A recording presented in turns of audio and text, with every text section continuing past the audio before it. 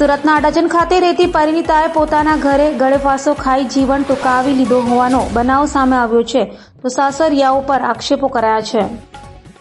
સુરતના અડાજણ ખાતે રહેતી 22 વર્ષીય પરિણીતાએ આપઘાત કરી લીધો હતો.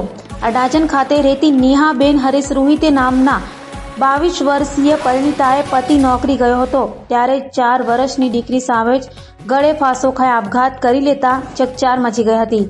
બનાવની જાણ થતાં પોલીસ કાફલો સ્થળે દોડી ગયો હતો, તો મૃતકના પરિવારજનો દ્વારા સાસરિયાઓ પર ત્રાસ આપતા હોવાના આક્ષેપો કર્યા હતા. 2 દિવસ અગાઉ મૃતક દીકરીએ પોતાના માતાને વાત કહી હતી કે સાસુ અને તેનો દિયર કામ બાબતે ત્રાસ આપે છે, જેથી તેણીએ આ પગલું ભર્યું હોવાનો આક્ષેપ કર્યો છે. હાલ તો પોલીસે ગુનો નોંધી તપાસ હાથ ધરી છે. રેખાબેન, આપણું નામ? રેખાબેન, શું થયું હતું માસી? મારી છોકરીને બહુ ત્રાસ આપતા હતા, બહુ દુઃખ આપતા હતા 2 વર્ષથી. જો મારી છોકરી મને વારંવાર કહેતી હતી, ફોન કરીને મેં બેને મારી દીકરીને બહુ સમજાવતી હતી. રવિવારે મારા ઘરે આવીને કે મને બધું કે મારા દિયર આવું કરે છે, મારી સાસુ આવું કરે છે.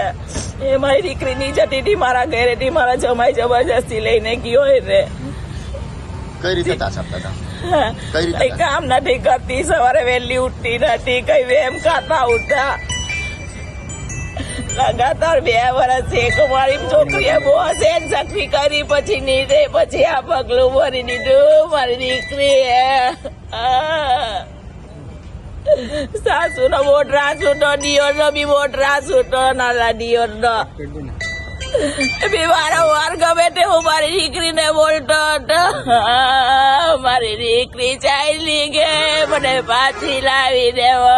મેં કાલે એ લોકોની દીકરી નહીં ઉઠે એટલે લોકોને દીકરી સમજ નહીં પડે કે દીકરીનો જે સાસુ ઉઠા એ લોકોને 3 ભાઈ જ ઉઠા. એ લોકોની દીકરી જાતે ને ખબર પડે.